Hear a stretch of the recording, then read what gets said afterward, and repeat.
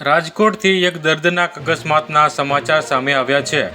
આજે વહેલી પરોઢે national highway મોતની ચીચિયારીઓથી ગુંજી ઉઠ્યો હતો।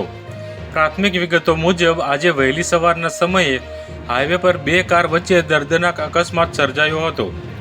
આ અકસ્માત એટલો બધો ભયંકર હતો કે આ દુર્ઘટનામાં 3 વ્યક્તિઓના તો ઘટના સ્થળે જ કમકમાટી ભર્યા મોત નીપજ્યા હતા। આ સાથે અન્ય એક યુવક કે જે ગંભીર રીતે ઈજાગ્રસ્ત હતા તેમનું સારવાર દરમિયાન મોત થયું છે। રાજકોટના ગોંડલ શહેર નજીક નેશનલ હાઈવે પર ગમખ્તવાર અકસ્માત 4ના મોતથી પંથકમાં શોકનું મોજું ફરી વળ્યું છે। આજે વહેલી પરોઢે નેશનલ હાઈવે પર આવેલ દેવ સ્ટીલ પાસે બે કાર વચ્ચે ભયાનક ટક્કર થઈ હતી। વિગતો મુજબ બોલેરો અને સ્વિફ્ટ કાર વચ્ચે આ ગંભીર અકસ્માત સર્જાયો હતો।